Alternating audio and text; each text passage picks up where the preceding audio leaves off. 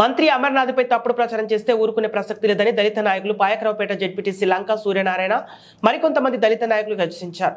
Payakaraopeta Y junction వద్ద ఉన్న YCP ఈ కార్యాలయంలో విలేకరులతో మాట్లాడుతూ రాజకీయాలకు సంబంధం లేని సీఎం జగన్ భార్య భారతిని, వారి కుటుంబంపై రాష్ట్ర మహిళా అధ్యక్షురాలు మాజీ ఎమ్మెల్యే వంగలపూడి అనిత అసత్య ఆరోపణలు చేస్తున్నారని దళిత నాయకులు అన్నారు. ఈ నెల 26వ తేదీన మంత్రి అమర్నాథ్ నియోజకవర్గంలో జరిగిన సిద్ధం సభలో మాట్లాడుతూ భారతిపై గాని వారి కుటుంబంపై గాని అనిత అసత్య ఆరోపణలు చేస్తే ఓట్ల రూపంలో ప్రజలు తరిమి కొట్టాలని పిలుపునిచ్చారు. ఈ విధంగా మంత్రి మాట్లాడితే ఆ వాక్యాలను టీడీపీ ఎమ్మెల్యే అభ్యర్థి అనిత మార్చి ఒక దళిత మహిళలు తరిమి కొట్టాలని అమర్నాథ్ అన్నట్టు లేనిపోని ఆరోపణలు చేస్తున్నారని, ఇలాంటి తప్పుడు ఆరోపణలు చేయడం అనితకు తగదన్నారు. ఈ కార్యక్రమంలో దళిత నాయకులు సలికి అచ్చయ్య, వేమగిరి లక్ష్మణ్, పులి సీతారత్నం, నెల్పర్తి నాగరాజు, కాకాడ కృష్ణ, తమ్మలపల్లి సతీష్, జొన్నకుటి సూరిబాబు తదితరులు పాల్గొన్నారు. మిమ్మల్ని ఓటులతో తరిమి కొడతారనేసి మంత్రి గారు మాట్లాడారు. అది మీరు వేరే అర్థంగా తీసుకొని మీరు మాట్లాడడం అది మంచిది కాదు.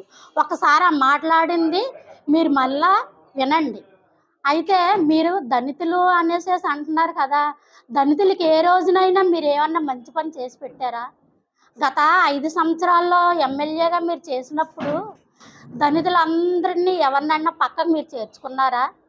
దళితులు అంటే ఆ ఒక నామోసి అన్న ఫీలింగ్స్ తెచ్చి మీరు ఉద్యమాన్ని లేకొట్టాలని మీరు అంటున్నారు, కానీ అది ఏమీ కాదు.